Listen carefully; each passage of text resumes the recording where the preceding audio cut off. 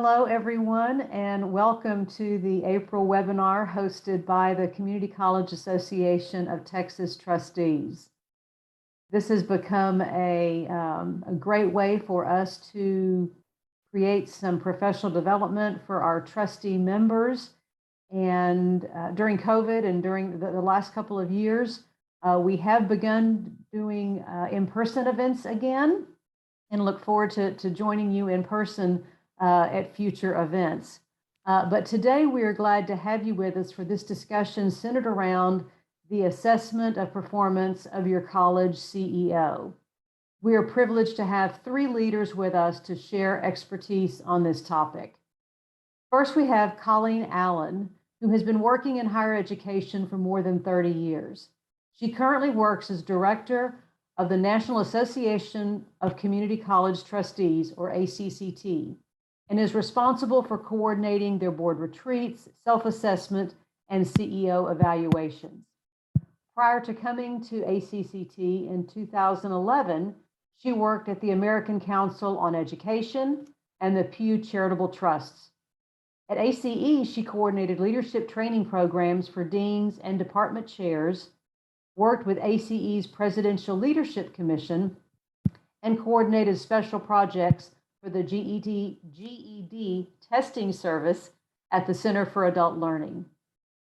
We have with us our fellow colleague and trustee, Susan Moore-Fontenot, and she has served as a Lee College Board of Regents member since 1988 and has served as chair of their policy committee for 20 plus years. She serves on the ACCT Bylaws and Governance Committee and is chair of the CCATT Education Committee. She retired as Director of Personnel for Goose Creek Consolidated Independent School District in 2014 after completing 38 years in public education. She attended Lee College and graduated magna cum laude, earning a bachelor's degree in speech pathology from Sam Houston State University. Her master's degree is in educational supervision from Lamar University. And professionally, she has served as president of the Texas Association of School Administrators. Lastly, we have Dr. Linda Villanueva, Lee College's 10th president. She is the third female and the first Hispanic to serve in that role. She is an Aspen Presidential Fellow, a data coach for Achieving the Dream, and a board member for the United Way of the Greater Baytown Area and Chambers County, the Baytown Chamber of Commerce, the Houston Port Economic Alliance, and the Baytown West Chambers County Economic Development Foundation. Dr. Villanueva holds a bachelor's degree in psychology from Colorado State University, a master's of arts degree in psychology from the University of Houston, and a doctorate of philosophy in industrial and organizational psychology from the University of Houston. We have a wonderful panel this morning, and I'm going to start by turning it over to Colleen Allen, who will provide the first portion of our training today. Thank you, Colleen. Thank you, Carol, and thank you, Nicole, for inviting me. Good to see Susan and Linda again. We have worked off and on with Lee College over the years, so happy to see your faces. And Susan was very helpful to me at a presentation at our National Legislative Summit back in February. So it's nice to see some familiar faces. I am here to basically talk about ACCT's presidential / CEO evaluation services.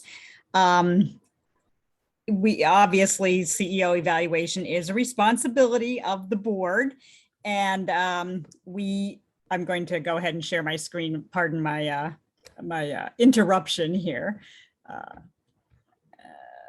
There we go. So as I was saying, the ACCT provides these services, and we consider it a good standard of practice. Boards are expected to evaluate their presidents regularly. SACS likes that to happen as well. Some CEOs' contracts are very explicit about when it needs to be completed, and you always want to be sure you are in compliance with any contractual language that requires the to be evaluating the president. Give me a second while I try to move my screen along. Okay. So basically, ACCT does offer this as a fee for service. You don't have to use the ACCT service, but you should be engaging in this on a regular basis, periodic basis, whether it's annually or more than annually. We talk about how throughout the year, the CEO should be providing regular reports to the board. So that's to some extent some evaluative process along the way. We've had boards where when the annual evaluation comes up, the CEO spends a lot of time and effort, his or her time and effort, as well as the staff's time and effort, putting together very lengthy reports for the board that nobody really wants to read a 75-page self-evaluation of how wonderful all the things they've accomplished during the year. But it is the responsibility of the CEO to keep the board informed of the what's been happening along the way in terms of meeting the goals that the board has set. So ACCT, as I said, shows here, does, suggest that this happens on a regular, at least annual basis. So we typically use a SurveyMonkey evaluation instrument. We have a basic instrument that we always start off with, and we send that to, usually we start working with the board chair and the president in developing a evaluation instrument that is customized to that college, to that situation. Some of the typical evaluation categories, they really cover a lot of the core competencies of being the CEO. But 99% of them also have a second section where the board evaluates the president or the chancellor on how well they're progressing on the goals that have been set out for them. We also like to remind boards that a lot of goals are multi-year. So if you have very specific metrics, there's ways of getting at, where you are in the process. It also gives you an opportunity to start looking at what might need to be adjusted along the way. Do we need to set out a further timeline? Do we need to approach something differently? But again, always coming back to reminding the board that it's your job to go ahead and set the goals and priorities, and it's the CEO's job to implement those. So it's an opportunity to check in with the president, make adjustments as needed, and really make it a more positive approach to the relationship between the president and the board. We have other approaches that different colleges have used. Most of our colleges use a survey instrument. I have some colleges that, like in Massachusetts right now, they have a state statute that says the president has to be comprehensively evaluated every 3 to 5 years. We still always, back up saying it's really the board's responsibility to evaluate the president. They have one employee, the president. So when you start going out and asking, faculty, administrative staff, community members, it's fine to do that on a periodic basis, like maybe once every 5 years. But sometimes those can be misused in ways of getting the president, and that is not generally how we want to see evaluation processes going. Now, like I said, we do have many colleges that will come and ask for an expanded version. Sometimes we will interview all the board members. You can respond to a survey instrument and rate a president, based on, a Likert scale. And then we come back, give you the averages, point out the obvious. The report also will often help you when you drill down, look at, say you have 5 board members. And if 4 of them are rating the president as 4s or 5s, and one person's rating the president as 1 or 2s, you might want to try to understand what the outlier is there and why that is happening, why one board member might be seeing things completely differently. So it's an opportunity that everybody has a shared understanding of what the expectations are of the president and what they believe is happening. Then once we do, like I said, this is the standard one, an evaluation instrument administered through SurveyMonkey. We collect the data, prepare a summary report. Once all that happens, we give that back to the board, and they may or may not share that report with the president, but we expect that they will have a discussion with the president about the results and any areas that might need adjustments or improvements. That's an opportunity to put that out there, and also to reward them in whatever way, if they're just knocking it out of the ballpark and you want to make sure they stick around, because good leadership is often getting tapped to be recruited to other positions. So that's sort of just a very, very quick overview. I'm not sure if Nicole provided any of the sample instruments. Nicole, were you able to do that to your participants? Oh, we did not send it out ahead of time. It will be in a follow-up. Okay, and it's fine. I'm happy to send them too if anybody wants to reach out directly. So that's a very quick overview of our process here at ACCT, and I'm happy to start taking questions. I see there's a couple in the chat. Oh, that was actually from Nicole just mentioning that. And I see Robert is there. Hello, Robert. Excellent. Well, thank you for this overview. And I'm sure that people are typing away, putting their questions in the chat or the Q&A feature. I'm looking at both of those. But you mentioned just briefly that you want to be able to retain a talented president because other people are looking, maybe other institutions are trying to steal them away sometimes. So can you speak a little bit about the environment nationally for community college CEOs? That's a very good question. ACE, the place I used to work years ago, does do an occasional survey of presidents. And I have to admit, I don't know it off the top of my head, but I think the average tenure is maybe 5 years tops. It might be less these days. Everybody's always heard the line, good help is hard to find. So if you have a good president, you want to try to hold on to them. You want to be an effective board that supports the president. I mean, not a rubber stamping board, that's not what I'm saying, but a board that can be sure the president is successful for the institution, for the community, for the students. We've all seen examples of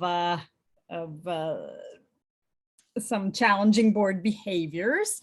And a lot of times what winds up, if the president leaves or is asked to leave, sometimes it's hard to recruit another good candidate, because people that are out there looking, they know what's happening, they're doing their research.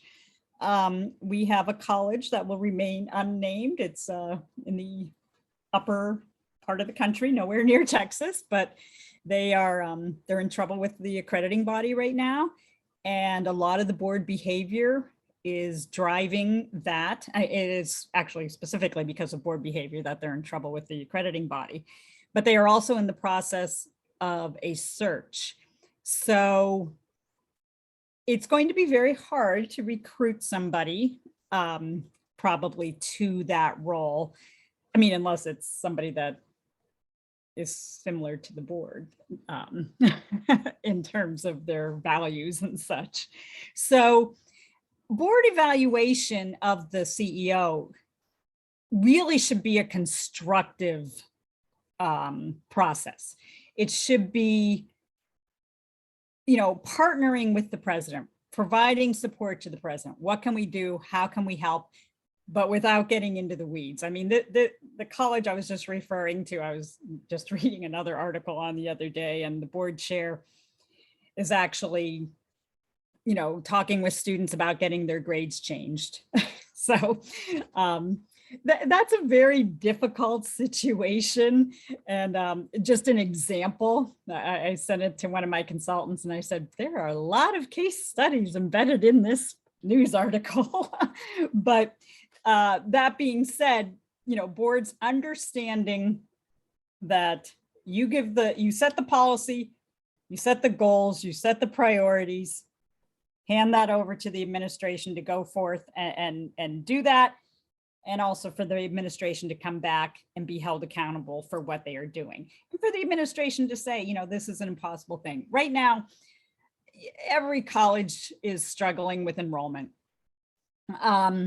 We've thought a lot about what is impacting that. Obviously, some people left during COVID and didn't come back. How do you get them back? We have colleges that are competing with the workforce right now. We have a college that we were working with in Maryland, and the McDonald's in this community is paying higher wages than, even the college is paying to their very employees. So there's a lot of competition out there, and, and there's labor shortages. So I don't have any advice on what colleges should be doing about enrollment, but it's something that we're seeing across the whole country. It's not just particular to one college or another. And we do see a lot of boards asking presidents, setting targets, like I'm working with a college right now, and they want to increase enrollment by 10%. And that seems like almost an impossible goal to me, but it's the board's decision on how they're going to do that and how they will hold the president accountable for that. Great. We did get a question in the chat around how to have a CEO performance evaluation that is simple and clear, but useful. So can you talk maybe about important themes that need to be covered during that process? And again, I don't want to sound like a salesperson for ACCT, but our instrument does cover, like I said, the basic leadership criteria or competencies. You expect the president to maintain a financial soundness to the finances of the institution. The president may not very well be the CPA of the institution, but they need to have good folks in place that are taking care of that and making sure that the investments and the grants and that the institution is financially sound. There's other criteria, how the president does in working with partners in the community, business and industry. Are we meeting the needs of our workforce? And also, their communication strategies in terms of communicating in general, but also communicating with the board. We always tell our boards basically, it suggests to the presidents, and it works both ways, a no surprise rule. A board member doesn't like to wake up in the morning and read something in the newspaper about something that's happened at their college. I had a board that this happened to, and they're not the only one, but it was up in New England, and board members woke up and read scathing articles about several programs being dropped at the college. They said they were not aware that that was happening. And then, of course, as board members, because they're part of the community, they start getting phone calls from constituents and neighbors, friends, whatever. So being caught off guard like that was a bit challenging for the board and caused some strain between the board and the president in that case. But what we were able to do was address that. You know, you know, when we did the instrument, and this was actually a case where I was doing a lot of the interviews, and that came up over and over again as one example. So what that says is there's a communication issue there. And so it seems easy enough to fix. I mean, you know, the people's personalities are what they are, but I think a lot of times we all just take things for granted. And, you know, whether there was a miscommunication or no communication about that decision by the president, they needed to get to the bottom of that. Needless to say, the president is still there and they are working through their issues. So a simple, easy, clean, you know, initial, to me, the evaluation tool, the SurveyMonkey is, to me, a very simple, easy way to at least start getting at specific competencies. Having a section for comments is always important because you're able to, you know, really get some good information from that. We do it anonymously, and encourage the boards to not make judgments about, oh, well, that's got to be Susan that's that's doing the giving the highest scores or the lowest scores. And so it's to me, honestly, the comment sections of the instrument are almost the richest part of it, because it gives board members an opportunity to cite examples, questions, that sort of thing, that they may not feel comfortable or have the time to do in a executive session with the president. I hope that answers the question. Yes, thank you so much. And I'm also wondering if you could speak to the follow-up to an evaluation. If maybe the president has scored low on something, you know, do you wait until the next year's evaluation to assess? What are the best practices there? So in that case, we have one board where they have an interesting relationship with the president. Again, this is out west, not anywhere in Texas. And frankly, I'm amazed the president continues to hang on with this board. But there's some boards approach it differently. Some will say, okay, these are the issues that need to be dealt with. These, you know, and we are going to check in 2 months, 3 months, 6 months, and see how we're doing. And, you know, sometimes we'll do a follow-up instrument, but they set out a timeline saying, okay, this needs to be addressed and let's deal with it. Sometimes it might be too late. I have another board where they went ahead and extended the president's contract for another year, even though they are clearly not happy with the president. So they have some protections in, because the evaluation is obvious that they're struggling with some issues. But they've now signed on for another year. Community members get angry, I think, at times if they see a president is continues to be held in place, and the contract basically is a situation where the college ends up paying out a large check to get rid of the president.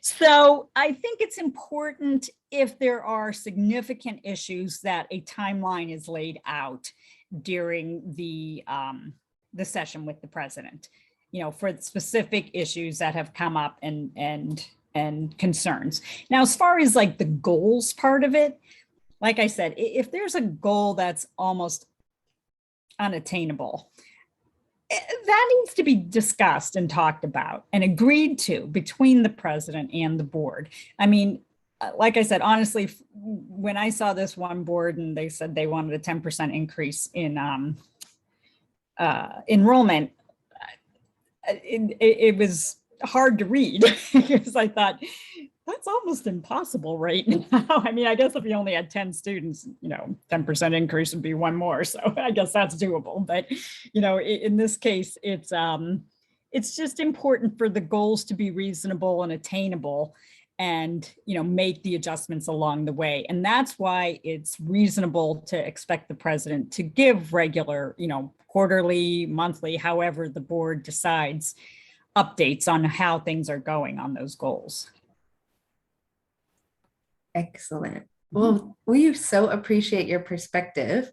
And Colleen has told us she's going to stay on and listen in case there's any other questions that come up for her during this hour. But I'm going to go ahead and pass the mic to Susan Moore-Fontenot, our regent from Lee College, and her president are going to speak next.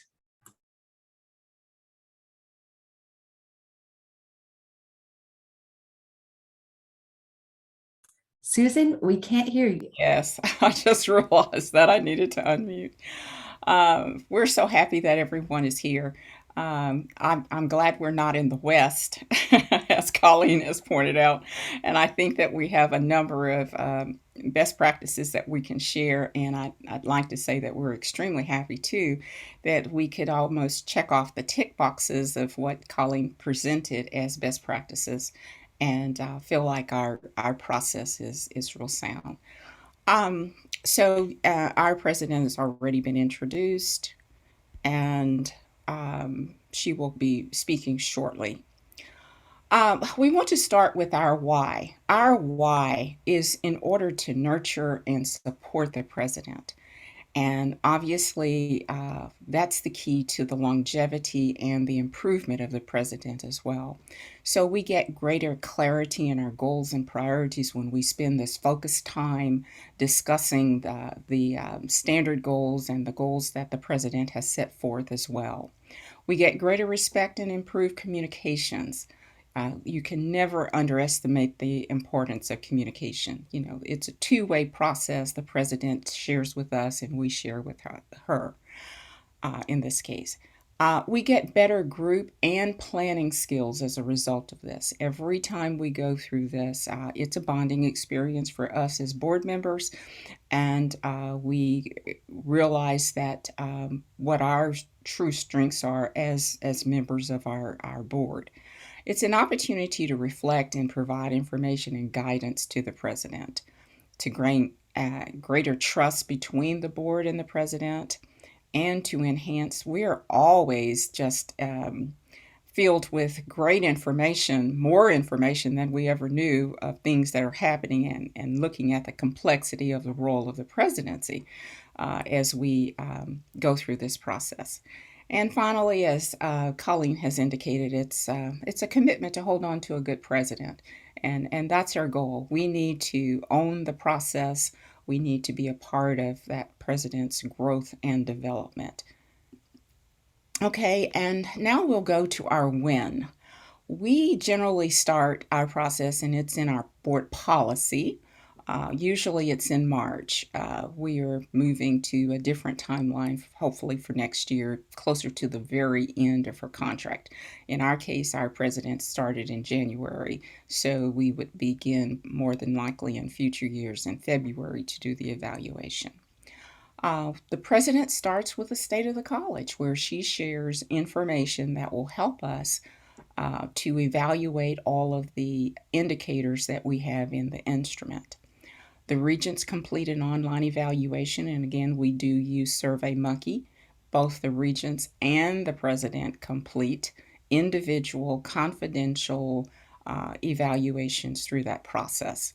The regents meet to review the results and finalize the evaluation with the president, and then we vote on the contract extension and compensation adjustments. So that's kind of what happens usually in 1 month. Okay, here's how we do it. We have two parts. I think Colleen alluded to the various sections that could be included in an instrument. We have our part one, which is our leadership and management. These are the general day-to-day expectations that we have of the president, and it doesn't matter which president you have. These are the objectives that we think are pretty standardized, which gives us a great comparison from year to year. Part two are strategic goals, which are more specific, where the president is a part of that is a compilation of our evaluation and speaking to the areas that we would like to see improvement in, as well as some specific goals that the president wants to set forth. And as I stated, the president does a state of the college and state of the college, and that presentation by her is aligned so that we can score the instrument, and she too completes the self-assessment. In our domain, our scores are averaged. So using SurveyMonkey, we get an overall score for each one of the parts, part 1 and part 2. And we call the big sections domains, and the little indicators are those tasks that are needed to are part of a domain. Then we get a strategic outcome where we provide the president with great feedback, both strengths and areas for growth.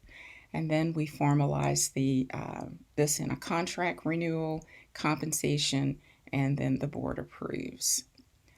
So now, how do you score? This is another part of the how. We look at 2 factors. We look at both quality and quantity. So there are 9 domains that we have chosen in part 1, and there are 62 critical attributes or indicators. And we do have an opportunity for open-ended questions where our board is able to share comments that they feel are both on the positive side and areas where they would like to see improvements or have questions about. So that gives an open-ended opportunity for the board to make contributions. So when we look at quality, we're looking at things like strength. How, of those 62 indicators, how strong is it in terms of that president's performance? What is the impact on the college? And then we look at a variety of inputs, not that we seek inputs outside of the college, but we're part of the community meetings where the president attends, and we get to evaluate her in almost everything she does. So those are both internally within the college and externally. And then to make sure that there's alignment between the strategic plan, the board policy, mission, and objectives. So then we look at the quantity to help us arrive at a score, and we do have a Likert score, a Likert scale. We go from 1 to 5, but we also allow for 0, where if a regent doesn't feel like he or she has enough information to evaluate the president, then they have the opportunity to score 0. But we provide some language around what these scores look like. 5 is clearly outstanding, 4 exceeds, meets is 3, and 2 is below, and a 1 is unsatisfactory. And then we give a percentage of time. Since we're talking quantity, we look at almost all of the time. That would give you a score of a 5. So we have a lot of dialogue around this quantity scale. And I think our perceptions of where we've been, how we've been evaluated, and what we think, some regents may think a 3 meets expectations, and that's good. And then others, as Colleen has already alluded to, there are scores where people view a 5, and they think a 5 is really hard to achieve. And others see, based on this wording, clearly outstanding, performs clearly with little or no supervision. That means a 5. So you'll want to spend some time as regents making sure that you have some synergy and consensus around what the scores mean. What we do ask for is if a 5 is scored, or 2 or 1, that in the comments section for each one of the indicators, that board members will provide fact-specific evidence so that we can better understand their rating. Now we get to the actual parts. This is part 1, and these are the categories. We have relationship with the board, leadership, community relations, advocacy, staff and personnel, business and finance, personal qualities, physical plant, curricula. And student services. Notice that we'll have an average for each one of these domain scores for the regents, and the president does a self-evaluation and we compare. We look at the difference and we see where maybe the regents and the president see the president's strengths the same, or if the president sees a strength that's a little bit higher, that's an opportunity for us to discuss when we're in executive session discussing the instrument. Then we get to part 2.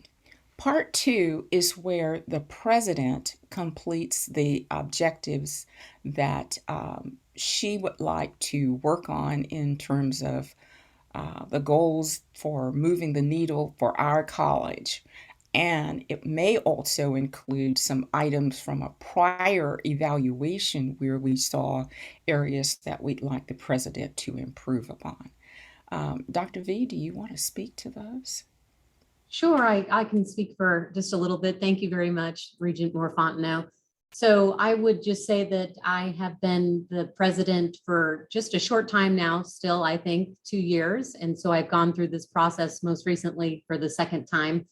And when we began this process in the first year, we didn't have a specific set of part 2 goals because I came in with some expectations that were centered primarily around instructional reorganization and around guided pathways and building trust at the college. And so, we focused there. But then after that first year, it was clear that we had a number of areas where we needed to focus on goals that were very specific to the college. And as Colleen had mentioned, some of these are often multi-year goals. So, for example, I included scaling guided pathways initiatives, which is an ongoing goal. But then there was one that was very specific and time limited, and that was completing a SACS 5th year interim report. We all know that we have to do those things, and it had a very specific deadline. And so I included that in the part 2 goals. So those are ones that I would use as specific examples, and I'll turn it back to you, Regent Moore Fontenot. Thank you. Thank you so much. Okay, then from there, we get a summative score. And you can see that this allows us to, if the score was clearly outstanding based on the collective ratings from all regions, we also do a comparison year to year. Like in year 1, what was the score? Year 2, what was the score? So this gives us an opportunity to see growth, or if there are areas for that concern us. Okay. Well, how do we reach when we've completed that instrument? As Colleen mentioned, we're guided by the request to identify 3 to 5 strengths that we want to share and 3 to 5 growth areas that we want to share with the president. Now, obviously, there are a lot of outlier comments where a single regent might have a perspective on a certain indicator, but we're looking for, in order to reach consensus around what those strengths and those areas for growth are, we're looking for congruence, we're looking for themes, we're looking for overlap, we're looking for redundancies. All of these items help us to share and speak with one voice with the president to let her know what we feel should be accomplished. And we're looking for, and I have to give credit to this term from Bill Holda, who has worked with our college a number of times, even with the selection process. But he says we're looking for the WIG, the wildly important goals. So I like that term, Bill, and I'm going to give you credit. I'm not sure if you're on today, but this is what we're looking for, wildly important goals. To help us to identify what those strengths and areas that she has accomplished. Okay, then once we've identified what those are, before we bring her into executive session, we look at compensation considerations. These are the variables that we basically consider. We look to the response to the prior year's expectations, how well the president did, the accomplishment of the hiring goals, as Linda indicated. Last year was her first year, and in her first year, she had some hiring expectations that we had of her, and those became her Part 2 goals. But every year, we look at the performance evaluation overall, which is item number 3. We look at both Parts 1 and 2. So it's not just the instrument alone, but we look at retention goals. And I think Colleen alluded to that as well. This particular process helps us to make sure that we are doing what it takes to retain our president. We look at benchmarks and external equity within our Gulf Coast colleges. We have about 9 community colleges in the Gulf Coast area, and we look at that kind of data. And we also look at externally, we look at data from other community colleges across the state that are comparable in size. And then in the first year, year 1, we looked at the comparison with the local superintendent. That's not our benchmark that we look at annually, but it is a benchmark that we used in the first year. And typically, as we've had presidents come on board, that first year we looked at the superintendent's salary as well. We speak to any short-term incentives or performance bonus. Some colleges may offer that and may be considering something special with their president. We looked at the overall impact of the performance of the president on our college. And then number 9, we look at obviously affordability. What can we afford in our budget that is realistic and chooses to accomplish all of the other objectives in the compensation plan. Obviously, you will do something that you want to make sure you're retaining your president, so you compensate that president financially as sometimes a retention incentive. And then we look at community receptivity and support that the president provides. So these are just some of the compensation considerations that you'll want to consider as regents. So then we summarize what those things are, and I'm just giving you just a menu of things that you can look at for benefits. Many of you already have identified some of these items or all of these items, or you may lump them into salary and not include them in benefits. But you're going to look at the contract. Generally, it's a 3-year, which is very common, a 3-year. So we approve at our board meeting a 1-year extension to that package. We look at the current base salary and then approve a percentage increase based upon the compensation factors from the previous screen. And then here you will find all of the various member benefits. And I won't read all of those, but many of you probably already have those that you are offering.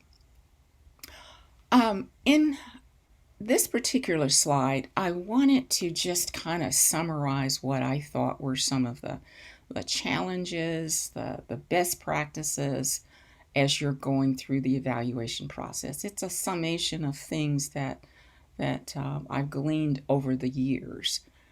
Number 1, decide if you're going to use a consultant, such as CCATT, or if you're going to design a local instrument, just as we have done here at Lee College. And our instrument will be available for view, and we'll have Nicole be able to share that with all of our participants.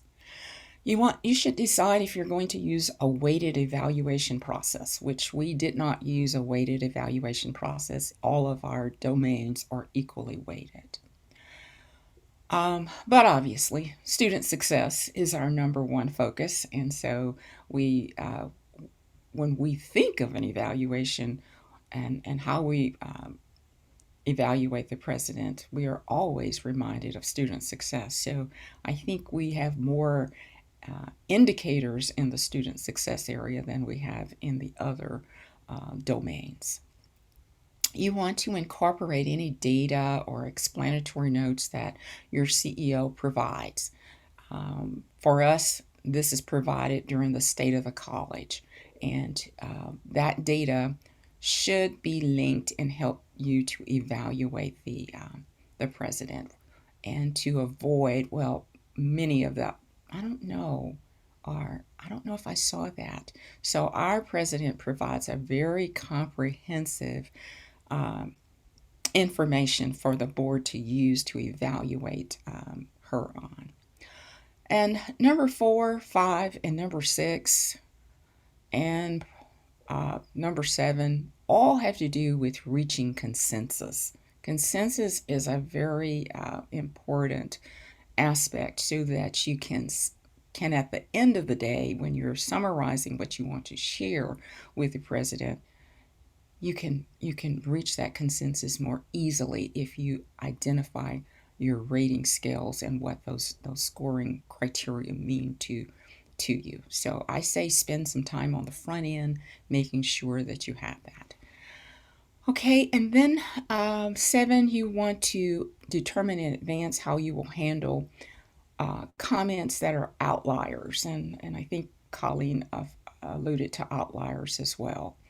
And they are, you may want to share the whole report with the president, or you may want to just share the strengths and the weaknesses, either of which I think is okay. It just needs to be carefully shared so that the president understands the single message that we want to share with him or her.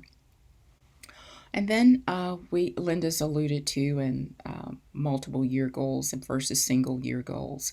And then you will provide a refresher on the process annually to assure that there's consistency in scoring, and consider the prior year's evaluation.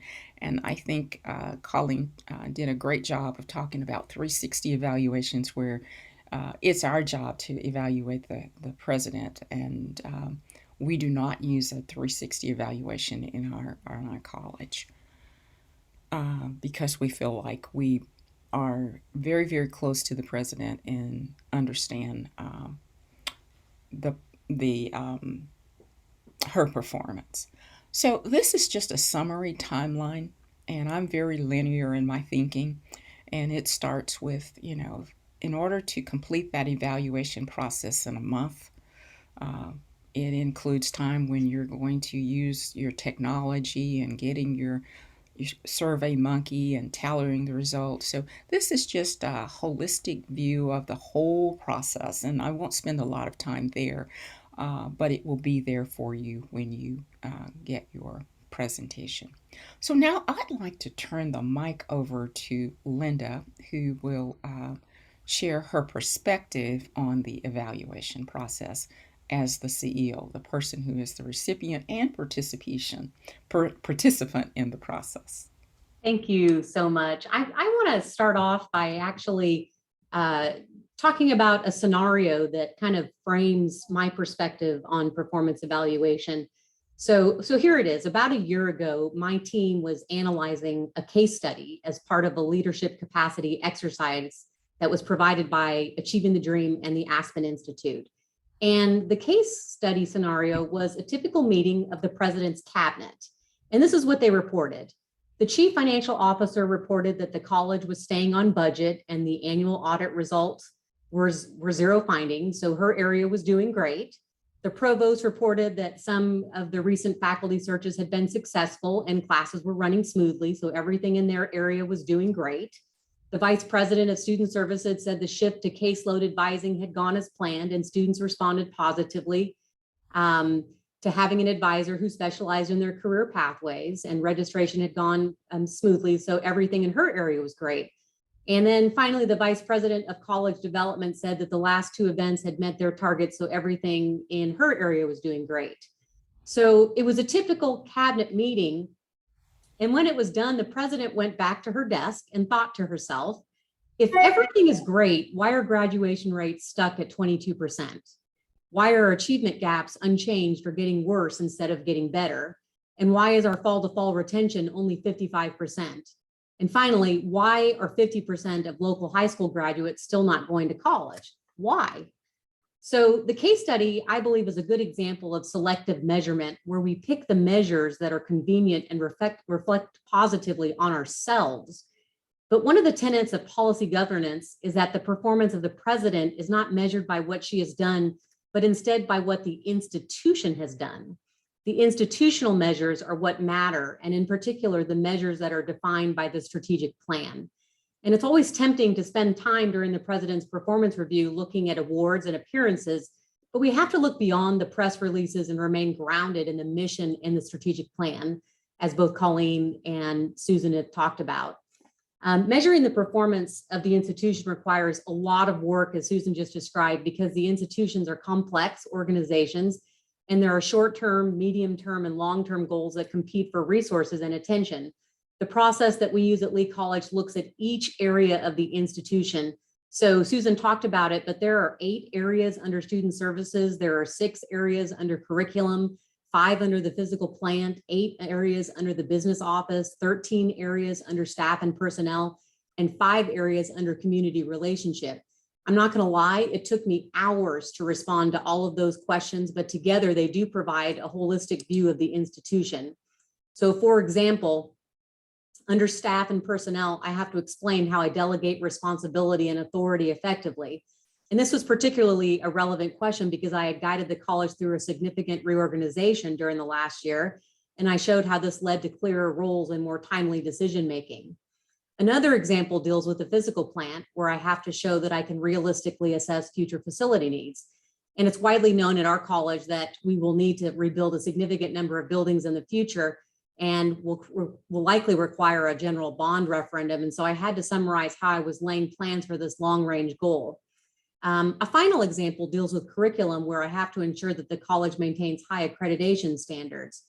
Last year, the college had to complete its 5th-year interim report, as I mentioned. And so in my performance review, I provided information on the report and the results of the SACS review, which, by the way, I want to just mention were outstanding.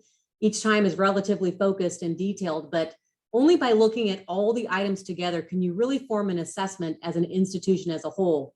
And in total, as Susan mentioned, there are 62 individual items that I responded to. 62 items is a lot of items. I spent a great deal of time responding to them. I consulted with members of my leadership team because I believe it's important to have a holistic view of the institution, not just for the board, but also for the leadership team, to remind us that these are all shared goals. And all of this takes a lot of time for the board. They have to read all of this and also create a holistic view of the institution and how the college is progressing towards its mission. And then we have to have a discussion. We can't talk about all 62 items. We have to talk about the college as a whole. And it's a process that deepens our understanding of each other and also deepens our understanding of the college, where the college has been, where it's going, and how satisfied we are with the progress that it's made. There are some things that are particular to the president that have to be evaluated, including her relationship to the board members and her leadership style. These are particular to the president more than the institution, but they are important so that they are part of the evaluation. The annual review is comprehensive and formal, but I wanted to just point out, I think it's just as important to have, if we could, quarterly conversations about how things are going that are less formal, but they help us make sure that we're on track with each other. These are conversations where the board and I can check in to see how things are going. Times when I can freely talk about those things that are keeping me up at night. This is also the time when board members can talk about their biggest worries. I'm not aware of colleges that regularly have these types of informal check-ins, and yet I believe they can go a long way to ensuring that the annual performance appraisal is indeed as successful as it can be. As a new president, this is more of an aspirational goal, and it will encourage a deeper conversation than the transactional business we carry out during regular board meetings. It's relational, and you don't have to come with an agenda item that has to be solved. Instead, you can just have a conversation about how things are going. You know, years ago, I heard that Dr. Belle Whelan would regularly ask board members when she was on SACS visits what the board was doing to support the care and feeding of the president. And I think this is an example of what she meant and goes a long way to ensure that you have a healthy and supportive board CEO relationship. But just like a student working on their term paper, it sometimes feels frustrating, but the end, it's very satisfying to know that the process works, and I'm grateful to our board for investing themselves in a comprehensive process. Thank you. Wow. Amazing content. Thank you both for such a robust summary of the process at Lee College. Susan, did you want to have any closing comments after President Villanueva has spoken? All that I can say is I'm so happy that she's our president. Excellent, excellent. No, Well, I am going to pass the mic back to the chair of our CAT board, Carol Scott, to talk about our upcoming webinar and the summer conference. Absolutely. Thank you again to Colleen and Susan and Linda for your presentation today. It's a good thing that I had my mic off camera because I frequently had my phone up taking pictures of the screen on some of the slides. So I thought that was just a lot of really good shared information. I do want to talk a little bit about our upcoming webinars. We are launching our new Texas Trustee Handbook on May the 1st. And so our May webinar is going to feature Dr. Martha Ellis, and she is going to cover one of the chapters that she authored in that trustee handbook. This handbook is the start of trustee orientation materials that we have created as part of our CATT strategic plan on how to improve our professional development offerings to our members across the state. So this is, we've got a complete handbook that has a number of chapters in it around how to be a good board member and things that you need to know about your fiduciary responsibilities, shared governance, policy governance, etc.